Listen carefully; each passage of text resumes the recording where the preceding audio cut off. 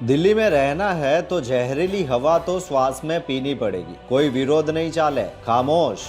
દિલ્હીની રેખા ગુપ્તા સરકાર એમ માને છે કે દિલ્હીવાસીઓએ તેમને સત્તા સોંપ્યા બાદ હવે 5 વર્ષ ચૂપચાપ મૌન રહેવાનું, કોઈ આંદોલન નહીં કરવાનું, યમુના નદીનું પાણી ભલે સ્નાન કરવા જેવું ન હોય અને ઝેરી પ્રવાહીથી પ્રદૂષિત થઈ જાય, દિલ્હીની હવા ઝેરી બની જાય, લોકો ગુંગળામણ અનુભવે, પ્રદૂષિત હવાથી ભલે લોકો બીમાર પડી જાય, તેમને કંઈ પણ થઈ જાય તો પણ તેમની સરકાર સામે ચૂં કે ચા નહીં કરવાનું. શ્વાસ લેવામાં મુશ્કેલી પડતી હોય અને સરકાર સામે દેખાવો કરશો, હલ્લાબોલ કરશો તો પોલીસ કાફલો અને તેમના દંડા તૈયાર જ છે. અને થયું પણ એવું જ. દિલ્હીમાં રહેતા વડાપ્રધાન મોદી અને તેમના તમામ મંત્રીમંડળ અને નાના મોટા અધિકારીઓને દિલ્હીની ઝેરી હવા નડે છે કે કેમ તેની પ્રજાને ખબર નથી, પણ દિલ્હીની ઝેરી હવા સામે વિરોધ, દેખાવો અને સૂત્રોચ્ચાર કરવા બદલ તેમની પોલીસ દ્વારા અટકાયત કરવામાં આવી. તેના પરથી પ્રજાને એટલી તો ખબર પડી ગઈ કે સીએમ બન્યા બાદ અન્ય રાજકારણીઓની જેમ હસમુખા એટલે કે સદાય હસતા રહેતા રેખા ગુપ્તા પણ સરકારમાં આવ્યા બાદ બદલે મેરે સરકાર નજર આતે હૈ ની જેમ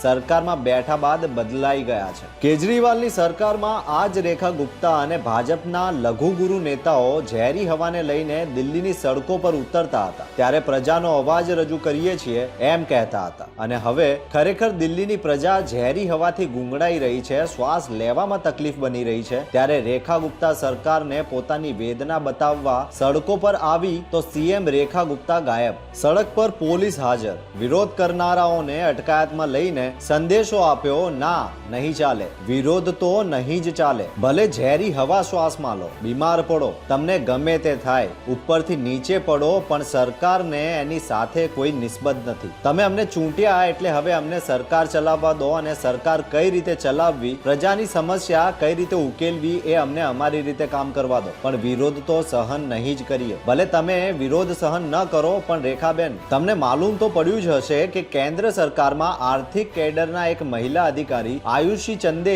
હમણાં જ સરકારી નોકરી એટલા માટે છોડી દીધી કે જે દિલ્હીના તમે સર્વે સર્વા છો એ દિલ્હીની ઝેરી હવાથી ત્રાસીને પરિવારને બચાવવા નોકરી જ છોડી દીધી. અને ડંકે કી ચોટ પર તેમના પતિ મહાશયે સોશિયલ મીડિયામાં બકાયદા પોસ્ટ લખીને સૌને જાણ કરી કે તેમના પત્નીએ કેમ રાજીનામું આપ્યું. તેમની સામે કોઈ શિસ્ત ભંગના પગલા લેવાયા નથી, કેમ કે દિલ્હી કી હવા બતા રહી है मौसम बदल गया, सरकार बदल गई, हवा बदल गई. दिल्ली में रहना है तो जहरीली हवा तो श्वास में पीनी पड़ेगी, लेकिन सरकार के खिलाफ कोई आवाज नहीं चाहिए, खामोश.